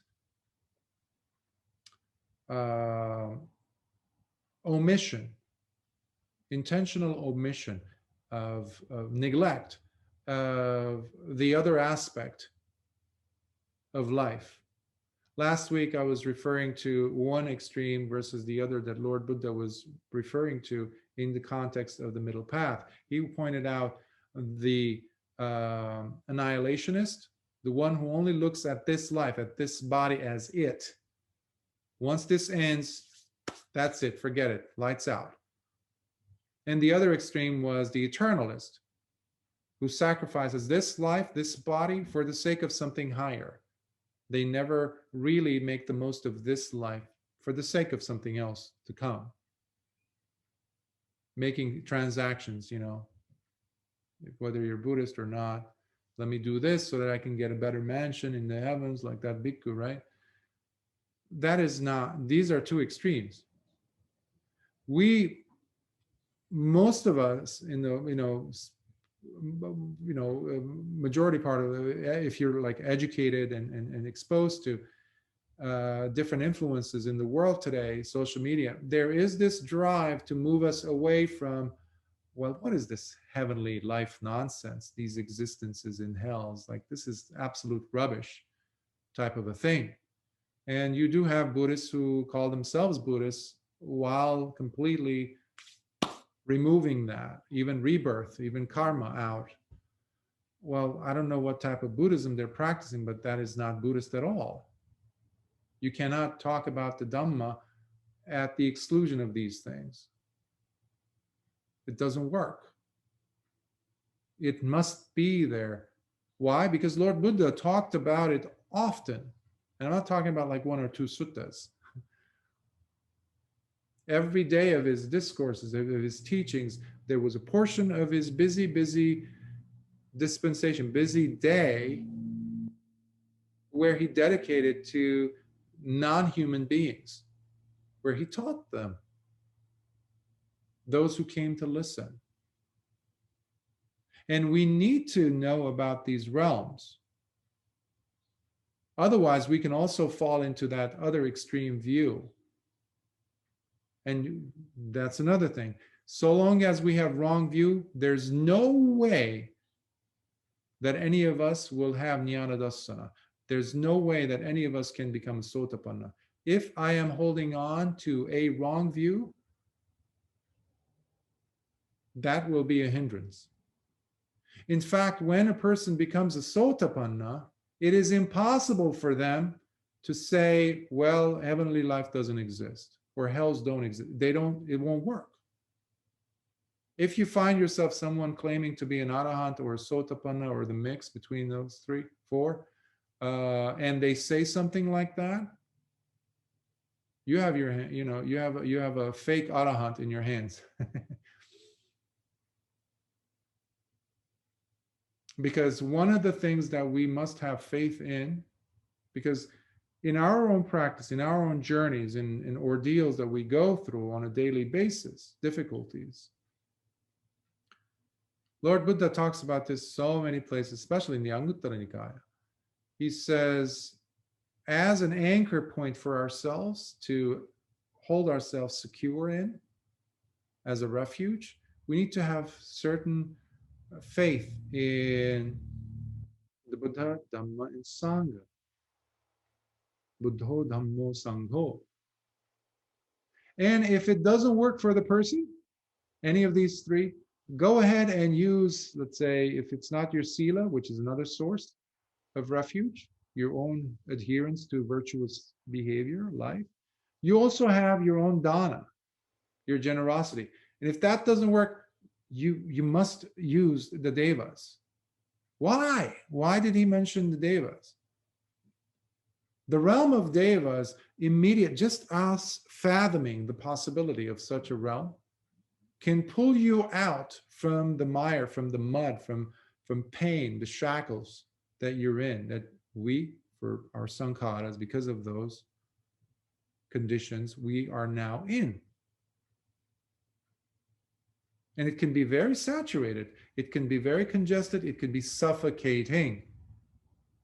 And our faith might even die if we don't throw the lasso out there and look at what other things Lord Buddha taught us that can touch us on a deeper, visceral level. So many people were assisted simply by remembering the devas. Even assisted to stay on the path. Venerable Nanda was a perfect example of this until he saw the devas. And he really had to, do a double take to look back at the beauties that he saw. And he was like, wow, the beauty, this and that. And then he compared with the beauty found in the heavenly realms. It's like, wow, people are pretty ugly here compared to what I saw, he says. But then he even goes beyond that bias and he understands the Dhamma. But Lord Buddha used that as an impetus, as a jumping board for Venerable Nanda to traverse, go beyond his own hang-ups. Because he was a royal, he was a king, he was about to be king. And so he was surrounded by beauty, the most beautiful that India of those days could offer. And that was his deterrent. He was like constantly thinking of disrobing and going back to that. So Lord Buddha just takes him there to the Deva realms. And he's just like, whoa, what is this? And Lord Buddha asks him, what do you think about your beautiful world, people? Like what? They're like, I think he uses a very crude analogy to express to Lord Buddha what he thinks of the beauty that he has seen. I think he's just like a thing on a crow's beak or a crow's body as like compared to these beings. So anyhow, we need the devas, we need and yeah. So I hope I answered your question. Yes, thank you. Mm-hmm. Are there any thoughts, questions, comments before we close? Thanks very much, Bhante. I'd just like to share my experiences about very short and temporary experiences as a samanera, which ended about 2 weeks ago. I must say that I am very lucky to experience the robes within the Thai Pansa, which is Thai for Vasa. And well, there were no Dhamma talks. There were every morning and evening there is 1 hour each of chanting sessions, and after that we in the mornings we have some very minimal, very light duties like cleaning the toilets, sweeping the courtyards, and most of the time I was left all on my own to practice my meditation, to listen to Dhamma talks, to read suttas in the middle of the day. So it's in the Thai traditions that during a Pansa, the chantings in the morning and the evenings will be amidst all other chants, the Dhammacakkappavattana Sutta is being chanted at twice the speed in Pali. So basically, and there are no explanations, nothing at all. So everything goes twice the speed. It goes like, Ewang me sutang ekang samayang bhagawang paranasi viharati isipatane niyadaye. It just goes like that at twice the speed, and it finishes in, I would say, 10-15 minutes. And within the 10-15 minutes of high-speed Pali chanting, I could only recognize several sentences which I pre-memorized, and from my very poor command of Pali, I can pick up words here and there. And I must say that every time, every morning and every evening when it's being chanted, I feel the shockwave without fully understanding. And okay, there are two cats in the monastery, and these two cats are our regular participants in the chanting. And in fact, my abbot reminded me that the cats were there almost every session of the chanting, and probably has participated in chantings more than any sitting bhikkhu in the assembly. So, and that they are probably there for some, some causes and conditions. But of course, I'll leave it to your imagination regarding the cats. Yes, sadhu indeed for the shockwave.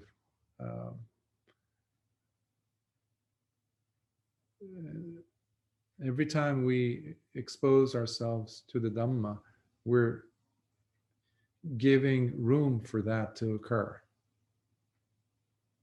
And in that sense, shockwaves have never ceased from occurring. It is us who put on these very strong headphones, if you will, not to hear, and headphones even for our hearts not to see when Dhamma comes knocking, if you will. But especially the Dhamma that is already, all of you have been exposed to so much, again, already. To know that it is all about bringing it here in the context of you, feeling the breath, for example. Earlier we were talking about the term Dhamma.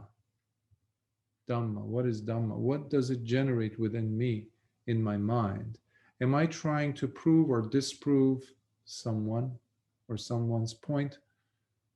Am I contentious? Am I holding on to something? All of these are examples of not being open to experiencing the shockwave. The shockwave is always there, and that is what happened with Venerable Kondanya. Lord Buddha brought the shockwave. That's why he was explaining it term by term, point by point by point, until Venerable Kondanya got it, and then the others as well, within a matter of a few days. So there's so much relinquishment that is needed to take place. The term is patinisagga on our part. We need to let go.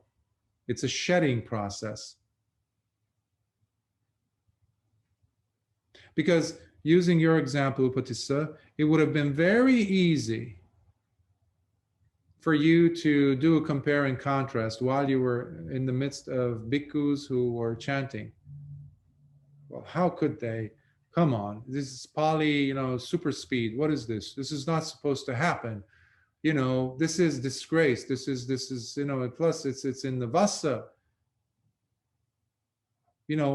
What kind of an impression are they making on me? I'm doing a temporary ordination, at least there should be something in English. All this could have taken place. Instead, your mind somehow circled the drain and went straight to the mindfulness part and looked for terms that it understood, it recognized, even in that high-speed chanting. And you plucked those terms, and boom, it was enough for you to taste the shockwave again. Oh, music. Better than music, of course, but it's beautiful. And that's one of the reasons why we sit prior to doing these series of suttas. So we prepare the mind, allow the mind to drop all its noise, its conditionings, its things as much as possible. To try to create this clean slate for seeing and, what is the Dhamma offering today for us? So thank you for that. I wouldn't be surprised if those two cats had been bipeds in their last life. Yeah. Who knows? Thank you for sharing, Apatissa. Any other thoughts, comments before we close? Okay. So the next sutta, which I'll have to translate first, is the Untitled Sutta, and that is the discourse on non-substantiality or non-self, which usually is translated as, where we see all the five attaining arahantship. So let us close with the sharing of merits. May suffering ones be suffering free, and the fear-struck fearless be. May the grieving shed all grief, and may all beings find health relief. May all beings share in these merits that we have thus acquired for the acquisition of all kinds of wholesome happiness. May beings inhabiting space and earth, devas and nagas of mighty power, share in these merits of ours. May they long protect the Buddha's dispensation. Sadhu, sadhu, sadhu. May you all be well. May the triple gem protect you. And may the doorways and the windows for the shock waves be wide open in your life. And I'll see you next week for our regular 2-hour sitting. Next week will be that. Until next time. Be well.